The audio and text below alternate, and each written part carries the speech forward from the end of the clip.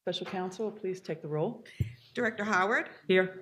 Director Duplessis, Director Pacho, Here. Director Scholas, Here. Director Kennedy. Here. Chair, we do have a quorum. Okay.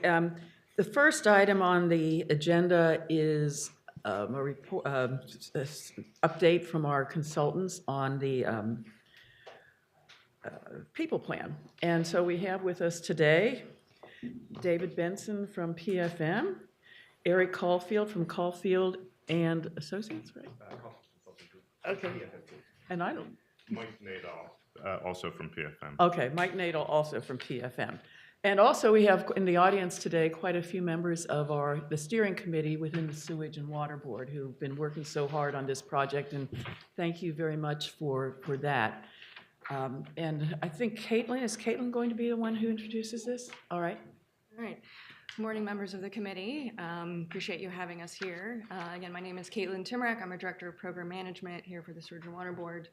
We last came to this committee, I believe, in October to give an update on the process and kind of an interim status update on where the team was at that time. So today we're really pleased to be able to present the phase one deliverable for this work. And I know David will go into a little bit more, but there are three phases to their scope of work. There's the assessment phase, the options development phase, and the implementation. And so what this does today is go over the deliverable for the assessment phase. And so there's been quite a bit of staff engagement throughout this process. They'll go through some of those details.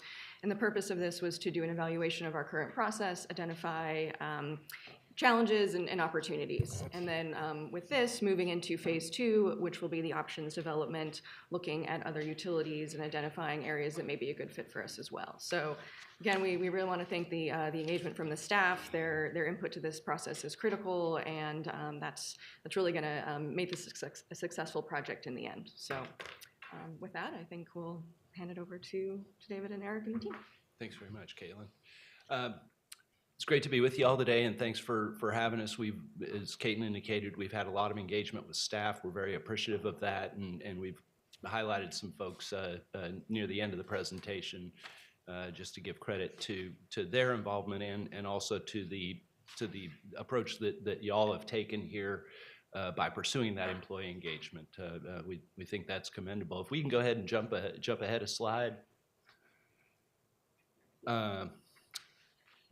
Just to walk through our quick agenda today, we'll introduce the project team, which has really kind of been done. We'll give you a quick overview of the project as it's moving forward. Look at the phase one overview and assessment in a condensed form, and then highlight some next steps for you. Next slide, please. So very quickly, as you've heard already, Mike Nadal to my right is a partner with PFM and leading this engagement. It's been my pleasure to help bring it forward, and Eric Caulfield with the Caulfield Consulting Group has also been an asset. We've had, as you see, several other folks from the PFM team involved in this as well, and we want to give them credit, including Ryan Neely, a director who's with us today. And we've got a note down at the bottom there kind of pointing out that we will call out some SWBNO team members later for their contributions. Next slide, please. So just to give you all a quick overview of the project, our assignment was to become familiar with SWBNO's current workforce model under the city's civil service system and identify challenge and opportunities to supporting optimal utility workforce management under the current model. For this phase, we've looked at a lot of data and documents from SWBNO and from the city's civil service department. We've interviewed a number of managers and senior staff from across the SWBNO organization, as well as city civil service leadership. We conducted 7 employee focus groups, engaged at almost 10 people per focus group on average. We conducted an online employee survey, got about a little better than, I believe, 25% participation in that survey, and also held 6 steering committee meetings, with the most recent one being last Friday. And what we've done here is sort of focus on options and approaches for improving the performance of SWBNO's HR function on the current workforce model, but also preparing for a day, and we'll allude to this later on as well, when the utility may decide to move forward with what it considers an improved and better model for the utility. So down the right side of this slide, you see the three phases that Caitlin highlighted earlier. We're in phase one, just wrapping that up now, understanding and documenting key characteristics of the current model. From there, we've already really begun working on phase two, which we expect to be delivered in the second quarter of this year. That would include evaluation of workforce model options. We're looking at 6 different utilities right now that we've selected in consultation with SWBNO's leadership. We're also probably going to look at some other relevant systems and approaches. Those may include the airport or HANO. Those may also include the state civil service system as potential comparators. Then working through that phase, our goal eventually is to provide a recommendation to SWBNO of the workforce model that the utility should adopt and utilize going forward.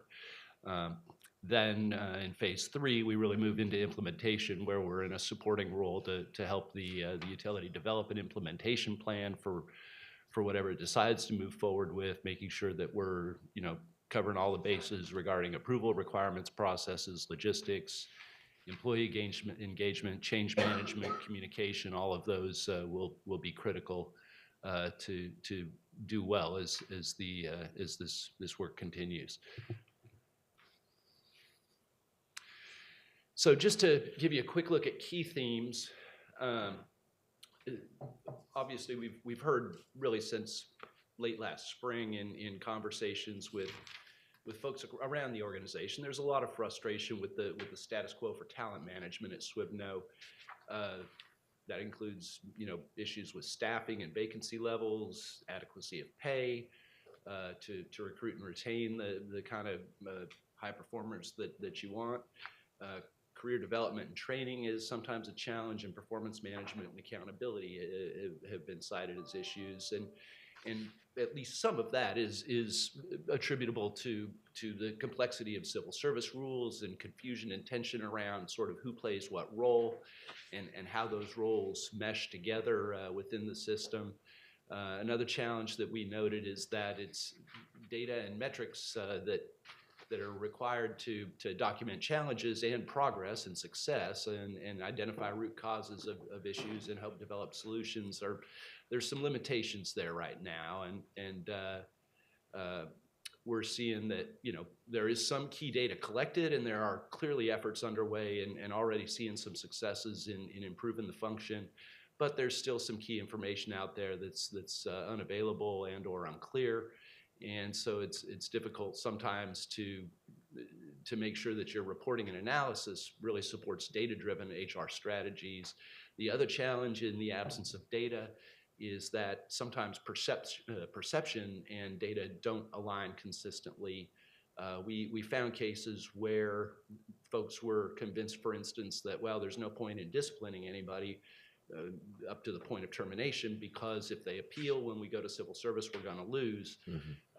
So we went back and looked at, I want to say it was about 2.5 years of Civil Service Commission meetings, and it turns out SWBNO's record is pretty good, and actually compares very favorably with what we see from city departments in terms of the frequency with which things are appealed and the frequency with which you all are successful in having your action upheld. So I think that's a helpful thing to sort of know as there's more work going forward to make sure that managers and supervisors are aware of the disciplinary policy, understand their responsibilities in utilizing it to incentivize good behavior and correct undesirable behavior, but also getting that data out there and saying, hey, look, if you do this right, if you document and treat people fairly, there is an opportunity to look at somebody and say, this isn't working out, and we're going to proceed to termination for whatever reason. And then this last bullet is real important to us, that we want to highlight some real positive steps that we already see in terms of engaging with the workforce and improving employee communications, which is not just HR, but Grace's team as well, your comms function. There's some real positive things happening, and we feel like those hold a lot of promise for improvement as part of a broader new strategy that you all can move forward with. So looking real quickly at the workforce model, we, out of the gate, any civil service system is going to be a little tricky. You're going to have additional layers and some restricted control, right, that's going to be focused ideally on promoting merit in the system and helping to mute or neutralize or nullify the impacts of sort of political connections and those sorts of activity, which is challenging, has been a challenge in a lot of governments around the country over the years, and Louisiana is no exception to that. To address those challenges, SWMNode has been given some flexibility and autonomy in the civil service framework as it exists to manage some of its own processes, and we feel like that flexibility is a strength that can be built upon, a real opportunity to do a little bit more in the way of enhanced workforce planning. Technology improvements will be very important to make sure you're equipping your HR team with the kind of information system they need to extract and analyze data. We also think there's more opportunities, and some of those are already being taken advantage of in a positive way in the training and professional development arena. And as we've suggested already, there's a chance for some better metrics to be deployed here that I think will give not just staff but the board as well a better look at how workforce management is going. There are, again, signs of improvement and success. Some of the recent hiring rate improvements y'all have gotten Civil Service Commission approval on for recruitment retention purposes. Some of those focused, in fact, on areas where we found that the compensation might be a little bit low compared to market. So there's already been some steps to correct that.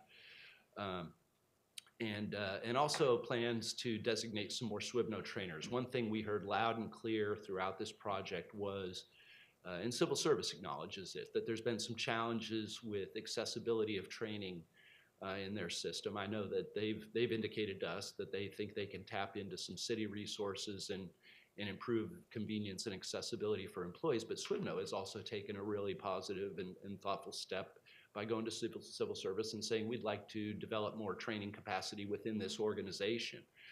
You have one trainer highlighted in the last civil service catalog we saw, who's Dexter Joseph, but there are other departments in the city that have more trainers, and no question that y'all are well suited to develop some more of that capacity in-house and make those training opportunities more accessible to your team. There's some real strengths already, right? Benefits are outstanding, and the survey results show that people know that. Very high ratings, I think 75% or better approval for health insurance and pension, which are both very strong programs. There are some models for career pathways that we see, although we know there's been some challenges in achieving promotions sometimes in some of those related to training.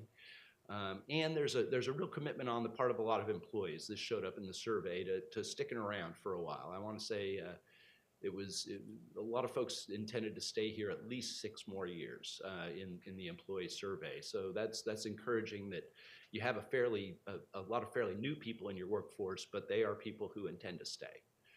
The domicile policy, we hedge it a little here and say likely represents a significant impediment. I don't think there's any question that it's holding you all back in the sense that your applicant pool is really cut down to about 350,000 people, not all of whom can have jobs because some of them are children and such, but right, there's that geographic limitation right out of the gate. We understand that there's an opportunity for waivers of that policy, but there's an immediate concern that if someone goes and looks at your website from Little Rock, say, and sees like, oh, I would have to live in Orleans Parish, I can't live in any of the surrounding suburban communities, they may not apply for that job. They may not know that that waiver is possible, and you may never know that they were out there. So we think that should be looked at for flexibility. We're not saying get rid of it, But particularly with regard to folks who aren't making as much money, there's a real question about their ability, I think, to afford housing as prices continue to go up in the parish, and that's going to be an impediment to recruiting potentially too. We want to say with continued strengthening, again, we see a lot of progress from y'all even over the course of this project. We feel like Swibno is going to be positioned to operate more successfully, not just within your current model, but within any improved model that the board and leadership may choose to adopt in the future. This matrix is a little hefty, and I won't try and walk through all of it, but our intent here was really to start kind of laying out, there is, the shared responsibilities and how those sort of bridge. And what you're going to see here particularly on that right side is some back checking in several cases by CSD, Civil Service Department of the city. They are responsible for all the testing. But you're going to see a lot of other places, right, where at the top of the chart there, okay, Swibno can post Swibno jobs, but the city posts non-delegated jobs. So you're waiting on somebody else there to do that. For Swibno delegated positions, Swibno can determine applicant eligibility, but if it's for city jobs, you're reliant on the Civil Service Department to provide an eligibility list. And even in the case of delegated jobs to Swibno, Civil Service is going to back check that. Similarly, under background checks, there's a Civil Service confirmation. You're going to see, right, Swibno can initiate requests for position pay or incentive pay, special qualifications pay, but that's going to need to be checked off by Civil Service rather. So there's clearly a number of places where the two functions have to mesh, have to intertwine and work well together. And there, I think, is potential in the future to ask the question as Swibno demonstrates a continued improvement in the HR function performance. I think there's potential opportunity to ask the question: Do we need to be back checked every time, or could we move to a more of an audit approach where every year folks, Civil Service comes in, checks 100 cases, says, okay, here's how you did, and moves on, which could eliminate some lost time in the current system where there's sort of every time somebody does something, it's going to get double checked for compliance and correctness. As we talked to folks at Swibno about Civil Service, we heard a number of themes that were consistent and constant through the discussions. Perceptions that the city's civil service system is difficult to understand and navigate. The rules are complex. There's been a sense that decisions are not always consistent, and we heard about a lack of transparency as well. Again, these are perceptions that we picked up. We felt, we heard a lot about concerns that civil service constrains recruitment and retention of quality staff, may not be built exactly to reflect the unique needs of Swibno as a utility, and then concerns that we heard around, the civil service may limit Swibno's ability to incentivize high performance by looking at somebody who's a high performer and say, hey, we'd like to bump your compensation or give you a promotion. Conversely, that there was a sense that civil service limits Swibno's ability to deal with poor performance by taking the proper disciplinary steps. Beyond those general perceptions, we heard some specific things from Swibno's HR staff in talking to them in mid-2023 and noting that is as of 8 months ago now. But at the time, we heard these concerns about, well, we don't really understand how this works, and it's hard to figure it out. And the question was asked, like, how often do you meet with civil service? And what we heard was every 2 weeks, but there was not a sense that those meetings were particularly productive. And no one attempted to assign any responsibility or blame for that. That's not the point. But there was a sense, at least from the HR staff, that they weren't achieving what they might wish they had through those meetings. As I mentioned earlier, we heard about delays with, with testing and required trainings, some concerns about inflexibility in qualifications with regard to education versus experience, which a lot of employers are now moving to, understanding that, hey, if I've been doing a thing for 10 years, maybe I don't need a college degree. Maybe I can trade you actual experience in a role for time in education. And then we heard about some difficulty changing position descriptions especially for titles shared with the city, which can make it difficult to find folks with the specific skills that SWBNO is looking for. Finally, we heard about challenges promoting people.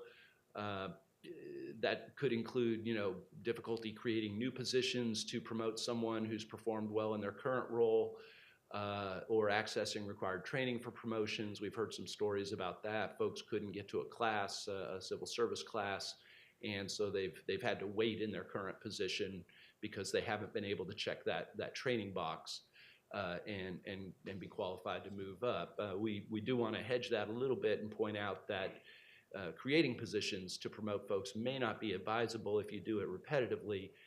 You create the potential for a structure in which you have a lot of folks up high and fewer folks out actually doing the work. Not that folks higher in the organization don't work, but I hope everyone understands the distinction I'm drawing there. So there may be some communication that'll be needed along the way too, to make sure that folks understand and believe, right, that the promotional system is fair, but that doesn't mean that everybody can always be promoted. Julie and I had a conversation a couple weeks ago about how if we were both deputy executive director and Ghassan decided to leave, probably only one of us could be promoted to executive director. Unlikely there would be a second executive director position created so that we could both be promoted. So folks need to have reasonable expectations about those opportunities, and communications, will be important in that regard. Though Ghassan does do the work of two men. Two people. Two persons. Right, two persons. We alluded to this earlier, the flexibility that has been achieved really in 2016, I believe it was, when the move to delegate authority for some positions to SWBNO for recruiting and hiring was executed, and that was, appears to have been generated by a concern that, hey, the civil service system is slowing us down. These are really very utility-specific jobs. Let us handle recruiting for these positions, civil service. So that begins with 73 job classifications being delegated in 2016. There's a few subsequent additions that bumps the current list to 78 jobs. But that moves responsibility to SWBNO for posting positions, recruiting to fill vacancies, assessing qualifications, hiring candidates. However, right, civil service is still reviewing and executing those postings in NeoGov and reviewing the hiring selections. If you go back and look at the minutes, which we have on those Civil Service Commission meetings all the way back to 2016, the initial concept appears to have, like I said earlier, been an audit approach where, hey, you all take this delegated authority, go do your thing. Civil service will come in once a year and kind of, spot check and make sure things look okay, which would be a normal audit approach. But the audit, or there never appeared to be any true evaluation of how the project was going. There was interference by cyber attack and then COVID. And so at some point along the line, the intended audit approach got replaced by this, I'm just going to check every time, right? Everything you do, I'm going to check it, which, again, does slow you down. With that said, looking at that chart on the right of the slide, SWBNO does hold delegated hiring authority for about 2/3 of its jobs right now, and that would include the office worker and laborer positions that are direct hire roles. But you can see up there a list of positions that are SWBNO specific, and that hiring and recruiting authority has been delegated to SWBNO by action of the Civil Service Commission. Kind of in line with the data versus perception issue that we cited earlier, we went back and looked at and Civil Service was helpful in getting us a look at some of this data. Looked at how SWBNO did in requesting special pays and with civil service and pursuing job studies which are needed to create a position or fill a position that's been vacant for 3 years or better. And the good news is that SWBNO performs pretty well. Those green boxes you see up there are places where SWBNO's success rate is actually better than city departments tend to enjoy in those same categories. The challenge is SWBNO does not appear to go to the well quite as often on a per employee basis, and so you see it may be you're sometimes out there taking fewer shots, but you're hitting your shots at a higher percentage than some of the other folks on the court. There are questions to be raised there, right? Is the nature of some of these SWBNO positions make them, does this make them more or less suitable for approval of these special pays? What factors are driving your higher rate of job study requests? And then that middle bullet, is SWBNO more selective in the requests it brings than city departments? And there's a school of thought that says maybe the reason SWBNO doesn't go to the well quite as often is that you all are careful about what you go in with, right? That, hey, if we don't think it's going to take, then we won't try and move it forward. One option would be to, especially to highlight challenges where the civil service system may be, and current rules may be holding you back, is even if you think it might not be a winner, make your best case, take the loss, and make that point that, hey, we made a good case, and we still couldn't get it through. We do want to point out, as I mentioned earlier, right, it's not just with these sort of special pays and job study components, but as we have in that last bullet down at the left, right, SWBNO also performs relatively well in appeals to the commission. Although we heard people believe that the utility often loses, that's not true. Again, there's the question of are certain things maybe not being pursued because there's concern about, this may not be a winner, so we won't put it through the system anyway.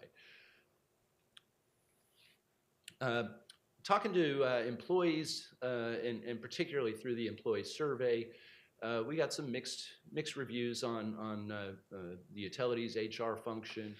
About a third of folks agreed that SWBNO HR staff understand the civil service rules and are valuable advocates, but you had about a little better than 25% saying, I'm not so sure that's true.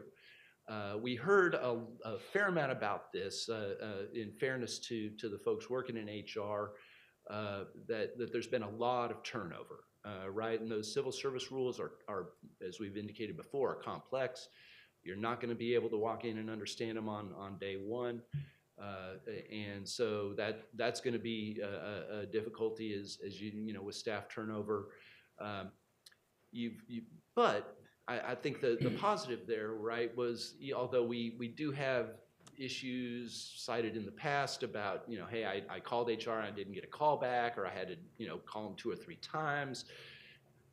They, don't always seem super organized. Again, these are from some months ago, this feedback now, late November, early December. But, I think those are certainly things that turnover would probably contribute to, and it's reasonable to think that may be a driver. And you can see some of the specific comments we got back on the survey. Those were all anonymous, but we did go through and pick some out that we thought were fairly representative of the spirit of the feedback that we were getting. Looking at the issues and challenges in the HR department, again, we heard about internal HR recruiting challenges for actual positions in HR. There's a perception that compensation is lower versus similar roles in other government operations and the private sector. There's concern about positions in HR not being promoted or marketing as HR positions that makes it a little trickier, right? If I'm on the website looking for an HR role and the jobs aren't clearly listed as HR roles, I may not dig deep enough to understand that I'm overlooking an opportunity to apply for something that I might like to apply for. And then, there may be instances where requirements might be a little stricter or stronger than would be necessary in the utilities perception. If you're going to come in as an analyst or a specialist with a master's degree, hey, if we've got, back to this education versus experience question, if we've got somebody who's been in HR for, 10 years and performing well, does that person need a master's degree, or have they acquired experience that is at least equivalent and maybe more valuable than what you'd pick up in a couple years in the classroom? This is very important. The department operates without a true human resources information system. That's going to hold you back. It's hard to get a hold of HR data, and can take some real manual manipulation to get what you want out of that system. It's our understanding that you all are having some conversations about upgrading that technology, which we think is real encouraging. Metrics are sometimes difficult, not just in the selection of them, but in the way they're actually tracked and reported. We've suggested maybe thinking about adopting a reporting approach, even in board reports, more similar to what y'all's customer service function has begun doing, where you're able to look over a 1 or 2 year run, right, and see spikes and dips in trends, and start asking questions about, why did this go up? Why did this go down? But highlighting those, the way that data is presented right now makes it difficult to do that absent some sitting down and really analyzing further. And it's important to highlight, we think that that while HR is established as a centralized unit, and clearly given that authority and policies, about grievances and discipline, we are seeing, and this is not an unusual thing to happen, particularly in an organization where folks might have concerns about turnover or performance in their HR function, whether those are fair or not. Sometimes people say, well, I'll set it up in my own shop, right? And you've seen some of that here, where you've got a training unit in Fleet that handles CDLs. Caitlin's shop in the General Superintendent's office, I think, has been a real leader and is getting some good reviews even from HR about their work to improve classifications and compensation for engineers, project managers, and some other folks we've just seen in November and December, some of the field staff as well. And as we indicated on the prior slide, we heard generally from SWBNO staff that there were folks who said, well, seems like there's opportunities to improve knowledge and responsiveness in HR, which we now see happening for sure. David, can I note one thing? Yes, ma'am.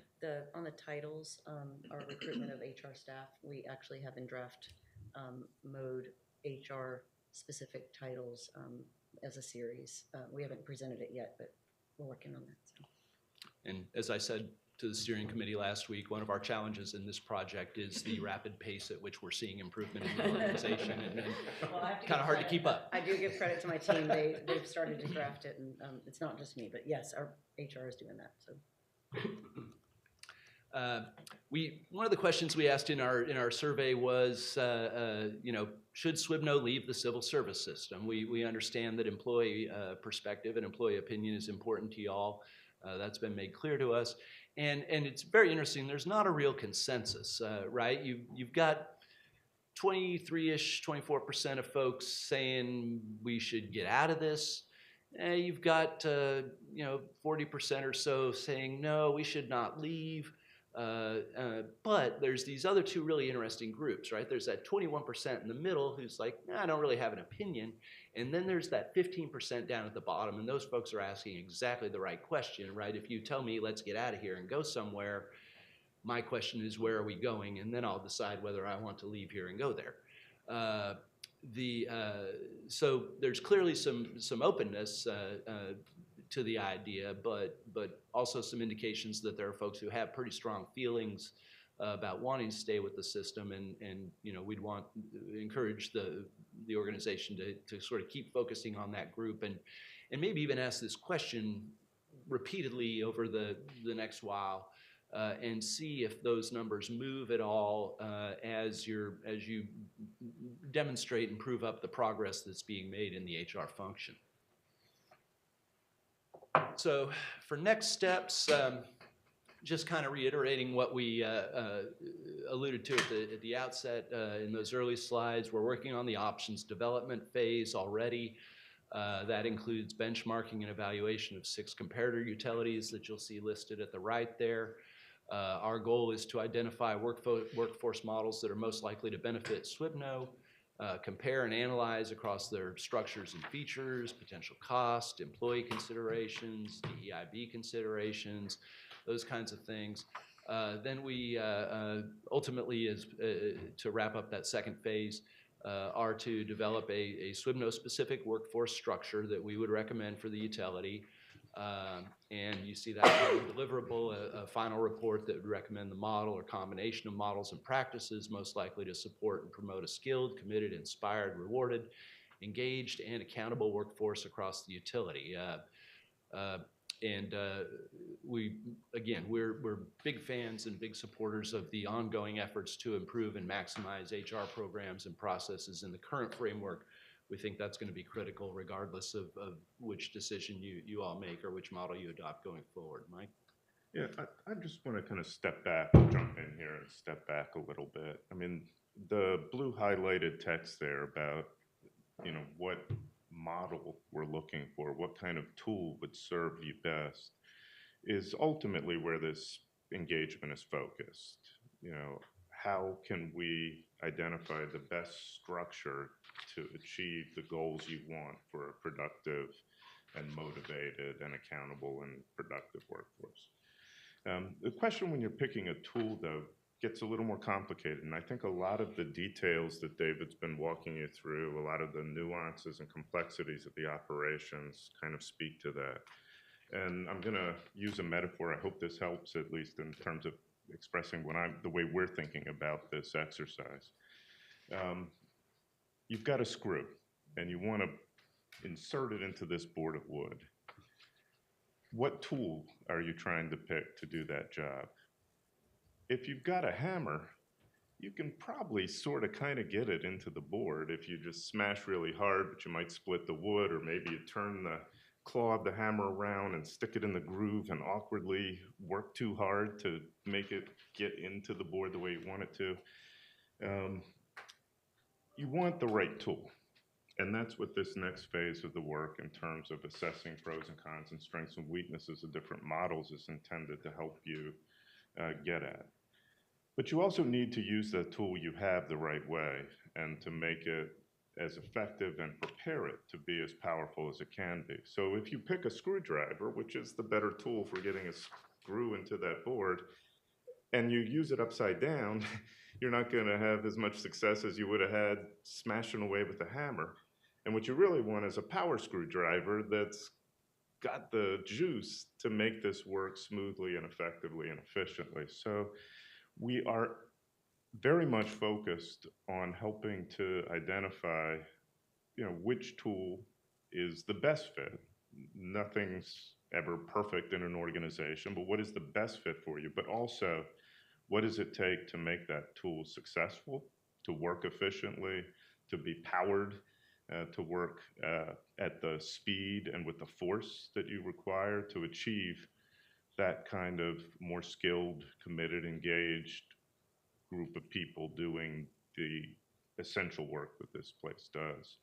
And that's why I think it's important not to lose sight of all the nuances and details and steps that are necessary to position for success once you all have come to a decision around the right tool.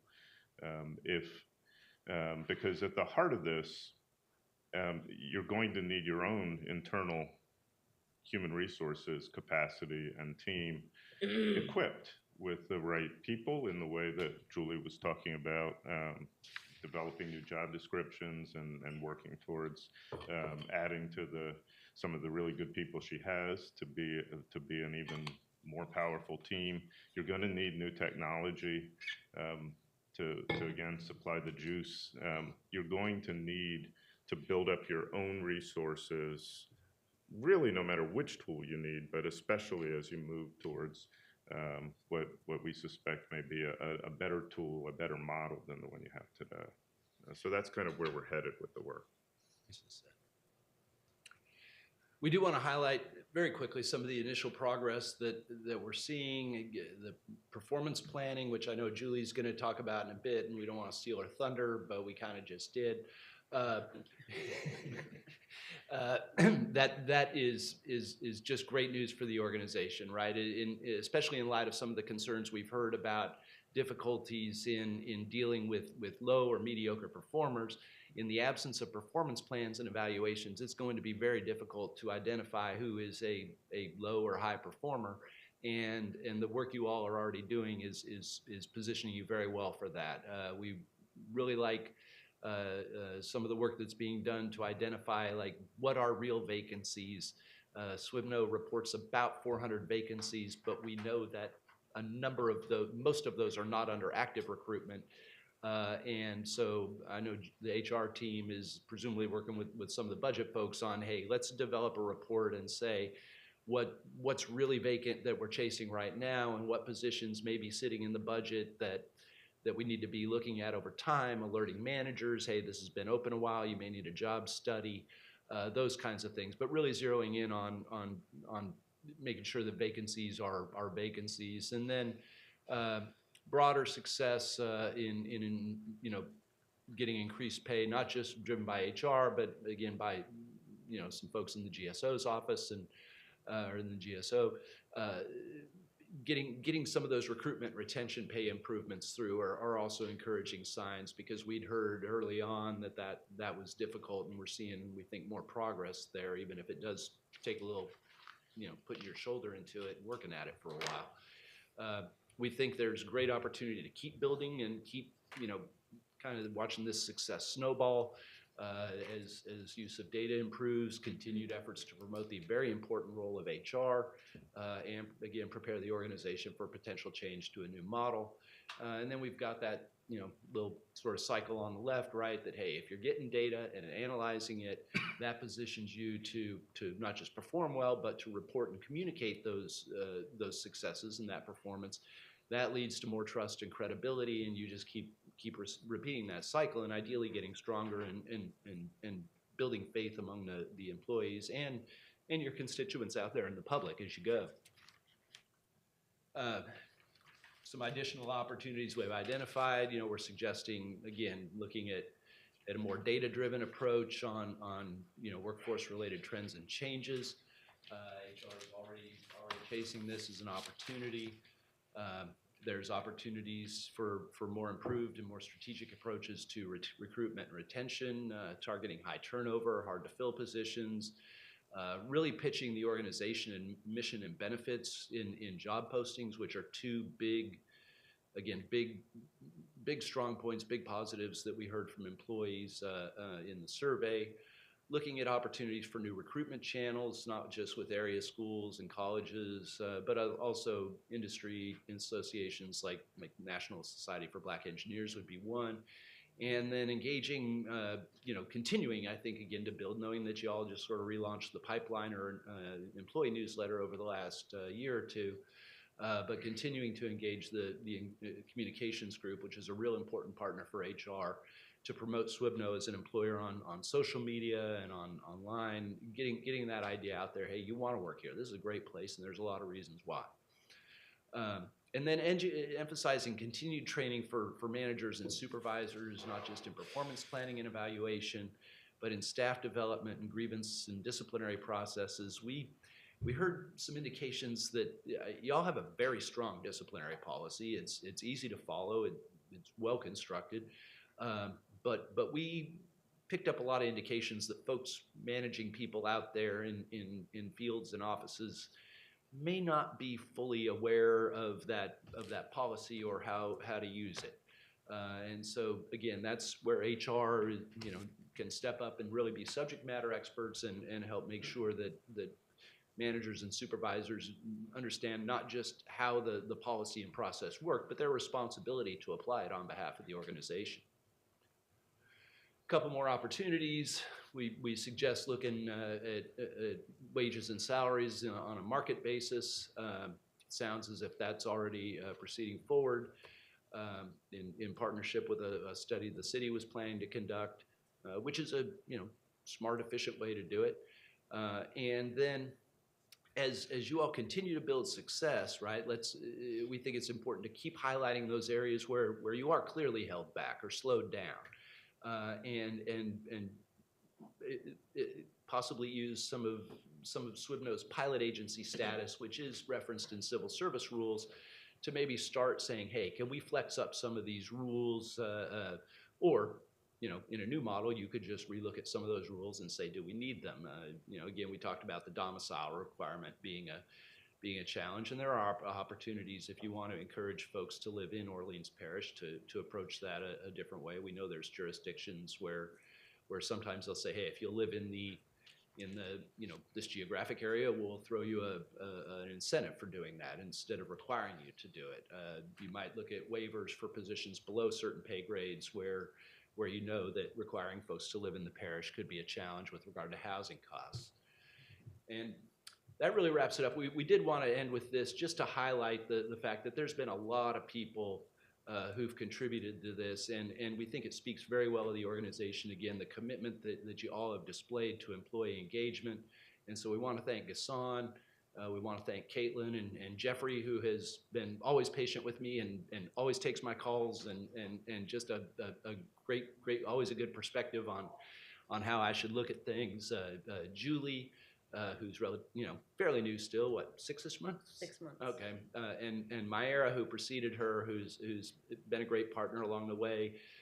Grace, thank you, Dexter as well, and we don't know the names of the people who were in the focus groups. We consciously avoid that, but we wanted to let them know we appreciate them for showing up and sharing their thoughts with us. And then Amy over at the Civil Service Department was also a good source of information when we reached out to her. And then on the right there, we just want to run real quick through the steering committee members from across your organization: Tanyelle, Chris, Myra, Eric, Cash, CJ, Ashley, and Tiara. Thanks to all of them for joining meetings and engaging and sharing their thoughts with us.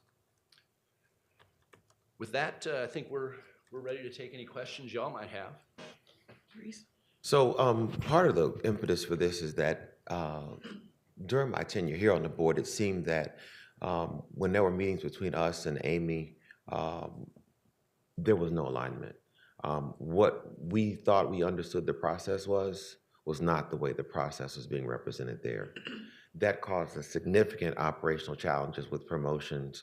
That caused us challenges because we have certain requirements that people of a certain level be present at certain points 24 hours a day. If there's no way to move people up to that level of credentialing without sitting in job in time certain, we have overtime problems. It's a cascade effect. And so what's been frustrating to me as a board member trying to sort of oversee this process is who's actually telling me the truth? What is the actual real answer?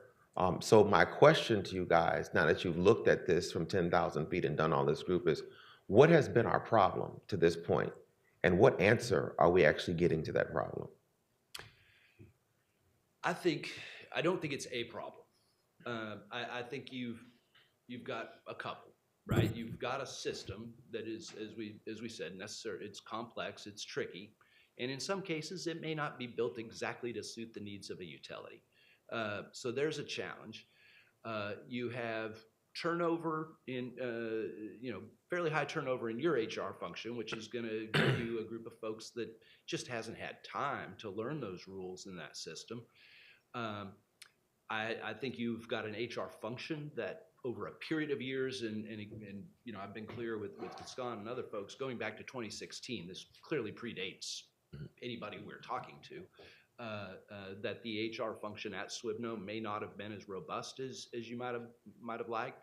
And it's our understanding that you've had turnover in the Civil Service Department as well, right? Which means I've got fresh people in my HR group. They're dealing with fresh people in another group who may not know the rules well. which is a recipe for inconsistent interpretation. Mhm. And adding to that, right, is as we've indicated, there are instances where people may tell you something and they believe it. As far as they know, they're telling you it's true. We lose every time we go to Civil Service Commission with an appeal. But if we go back and look at that, the data says that's not true. And so you may have people remembering the bad experiences and not maybe giving full credit to the others. But again, all of that comes back to, are you working in a model, to Mike's point, that is the absolute best tool for you, or are you making the best use you can out of a tool that maybe wasn't built exactly for you in the first place? Is that helpful? Sure. And then as we come forward with the model, is that position that Julie's in appropriately powered and appropriate in our organizational structure? Because that's the other challenge I've seen. I don't necessarily know the person in that role. I think Yeah, I'll leave it there.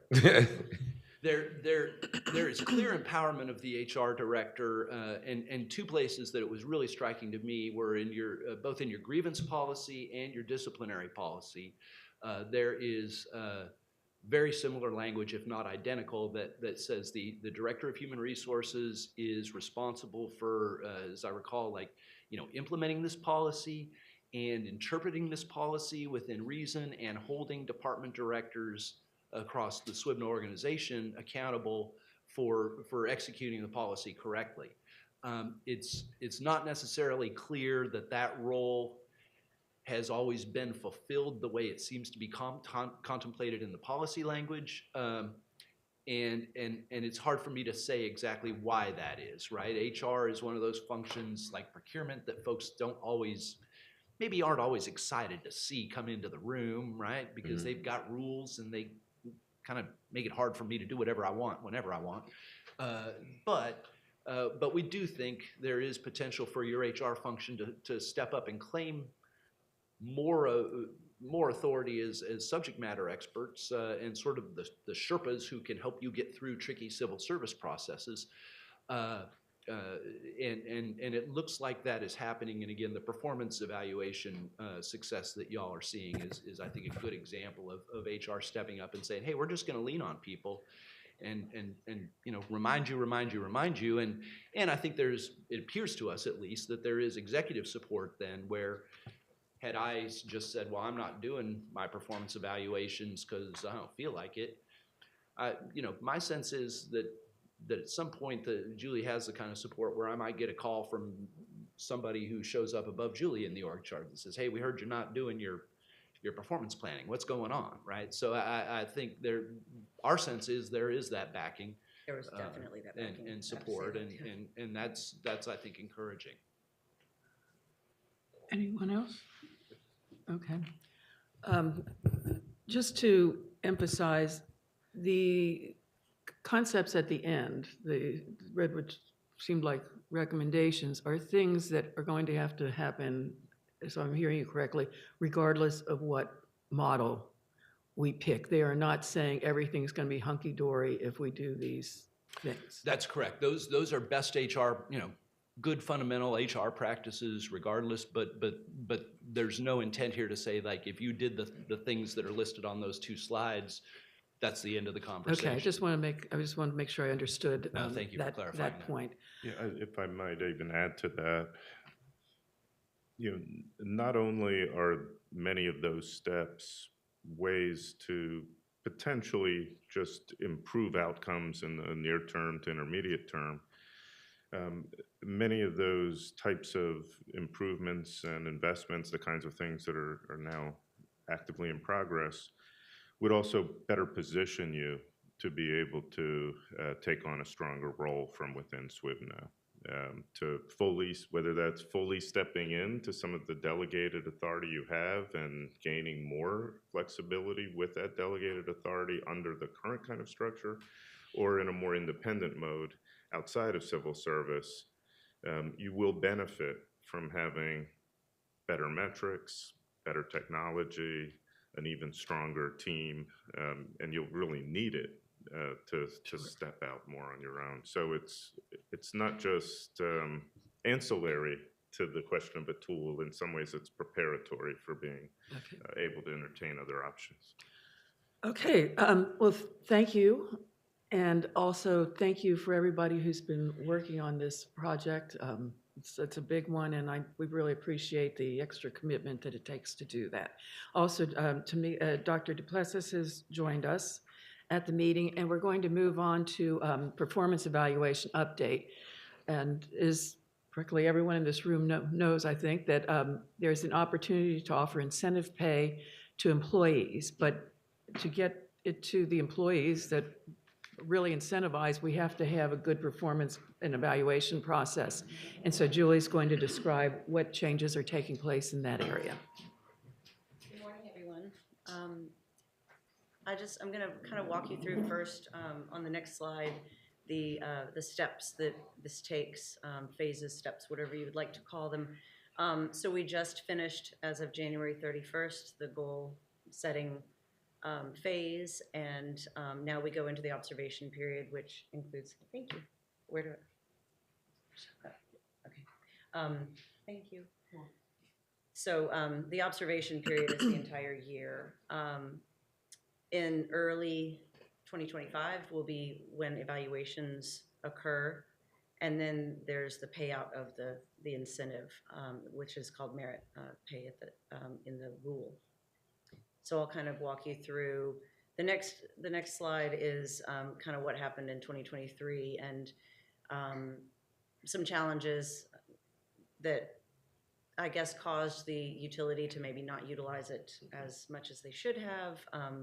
There were a lot of challenges to overcome, and we're still overcoming them. So one of the things that Joe, who's one of the trainers in our organization, said that he had to realign the entire reporting structure. So he spent a good amount of time doing that. The systems don't integrate, they don't talk to each other. So when things are updated in GP, they also have to be independently updated in NeoGov. So he, before September 1st, he made sure that the reporting structures were correct, because it takes an automatic signature process to get through that.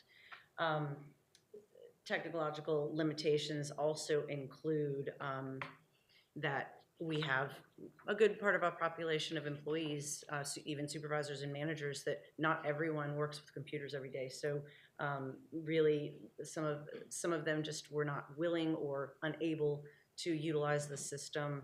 And we talked to IT, and we figured out, is it better to do a bunch of training and force everyone to use the system, or is there another way around that? So one of the workarounds that Joe and his team found was to have some paper planning done, so that not everyone had to be in the system, and then they were able to upload those documents. And I was really proud of that team for coming up with that idea and just being willing to work around it, because it did put extra work on the training team. Once the document was uploaded, they had to go back into those records and push them through the signature process. Budget limitations have been another challenge in this. And then this is really important. Managers and supervisors already feel spread thin due to staffing levels, workloads, et cetera. And so when we presented this as a priority, we got lots of, Caitlin was in some of those meetings too, lots of feedback of, you're gonna make us do extra work. And we're starting at I would say a ground zero with many of our supervisors and managers in seeing even the value of this performance management process. So, just really working through the emotions, the feelings, the reactions is where we start. And then because we haven't been utilizing this process for as many years as I've been able to see, we've lost that ability to even know how to set SMART goals, how to evaluate on SMART goals, really working through all of that process throughout the year. So we still have challenges to go on that, but it's something that we address one step at a time, make it as simple and straightforward as possible for our managers, supervisors, and employees to utilize it, and really, convincing of the importance of this process. So, let's see. The stats are this, in 2023, there were 0 plans completed at the deadline, and 2024, I'm extremely happy with the training team and the efforts that they made to improve engagement in this process. The incentive, the $2,000 that is, you know, a potential to come is exciting and obviously probably motivated some, but overall, I think we did pretty well in engagement. Had those plans been done for the previous year, there would be people eligible for the 2,000 right now, but that we would have been able to budget for. But as you can see, missing a deadline is part of the rule, and there's no exception to it. So because the planning process starts in September and goes to the end of January, it's doable to get those done. And just to note from a process standpoint, the signature steps are a 3-step process. So to get them done on time takes an entire team effort of backing up to, a week or 2 beforehand. You can't wait until the deadline to do the first step because it takes 3 signatures in it. So it's a lot of moving parts, and a ton of work was done with the training team and with me just putting out those reminders. And David talked about getting the executive team support, and they absolutely did that. Continued to do reminders and that sort of thing. So the 77 that didn't complete at the deadline, are they Not not eligible eligible for- for? Right, and we are holding the supervisors accountable. So if a supervisor did not do that, they have disadvantaged the employee from that opportunity, and we're certainly not going to allow them to get the incentive either, if they do exceeds. One thing to note, Joe pulled some data from the 2019 to 2020 performance periods. There were only 262 done, and then it tanked from there on the usage of it, and now we're trying to get it back to a priority in the organization. And so what are we doing now? We're tracking the organizational changes. I am sitting on a probationary pilot. What do we do with the employees from step 1? I want to just do a side note of this. How do we treat an employee in their first year of their probation period? And so I'm sitting with Amy and the director of the mosquito control and then the CAO's office, and we're actually coming up with how we can implement quarterly reviews and checkpoints and really utilizing that probationary period to do 2 things. 1, to make the employee successful and show them what that looks like. And 2, if the employee is not willing or not catching on, not the right fit, what do we do with them to exit them from the organization so that the organization doesn't continue to keep an employee that's not the right fit. So the performance review system, NeoGov, will be utilized in that as well. From the front end, we think this is going to be great to just set the stage to a new employee from the first day they walk in the door, really giving feedback from day 1. And then, let's see. And the training department is will be doing throughout the year lots of work with the departments, lots of work with showing them how to use the system, how to tie back to the planning, how to evaluate on the planning, documenting. This isn't the plans are done and now we're opening it back up in January. This is going to be a very, very interactive process throughout the year to make this successful. And there's tons of training. I can tell you that the plans are not all great. They're not. We're in a learning ground. That's just the nature of it. Not everyone knows how to do this. It will take continued training. We'll be able to, the training department now is pulling, they'll redact any private information, but they're going to pull some really good examples and some not so good examples and start working with the departments to really continue to teach them how to utilize the system. There's something called a journal hub in there, and this is actually something that can be used. Disciplinary notes and things like that can be put into the employee's file electronically. And one of the things is when the reaction was, you're gonna make me do this extra work. Well, you should be giving feedback constantly to your employee anyway. You should be saying, great job, and recording that somewhere, and I guided you on this and recording that somewhere. It's really super important that we just ingrain this in the daily activities of the managers and supervisors. It's very important to me. And then getting to the details of what's meets expectations versus exceeds. That's where we talk about how much do we need to budget for next year on paying out $2,000 for any exceeds. We're going to take as much care and interaction as possible to guide and, pull back on the ones that, like I gave an example, coming to work every day on time is meets, it's not exceeds. And it might be that you are so excited that your person came to work every day on time, but we're not going to allow that to be a metric that is exceeds. And so just, it's going to be a learning ground. Next year will be easier than this year as we just start talking about this constantly and really pushing back on it and really guiding our managers and supervisors. So let me see if I missed anything on that. Yep, that's good. And any questions? I hope that's what you wanted to hear. Well, thank you. That's very helpful, actually. Any questions from anybody? Okay. Well, thank you, Julie. Thank you. You're welcome. Thank you so much. And it's encouraging. We now have an action item, but I think we have to distribute something. Ghassan, do you want to handle this one? It's Come Bruce right now. doing it. Holiday calendar. Dave, is that you? Yeah, it's just the 2024 holiday calendar. We submitted in December, but obviously committee meetings made it a little difficult to get it in front of you.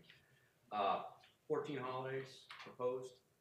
This does mirror the city's holiday schedule with the exception of Election Day, which we feel organizationally that we can assist our employees in their opportunity, their right to vote by early, or late report, early dismissal kind of thing, instead of giving them a whole day off for that. And so it's 14 instead of 15.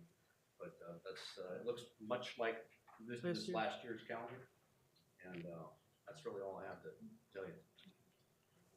And Chair, just for clarity, this is the correct version without the election day, as Dave indicated. And so what we passed out is the correct version. We have a motion to approve the resolution, or 048-2024, the Sewage and Water Board 2024 holiday schedule. So moved. Okay, moved and seconded. Any discussion? Any public comment? All in favor? Aye. Opposed? Motion carries. Okay, Yolanda, are there any other public comments? No public comments. Then I'll entertain a motion to adjourn. So moved. So moved. Thank you. All in favor? Aye. Motion carries. Now adjourned. Thank you. Let's go, man. It was good we passed it out because the one that was.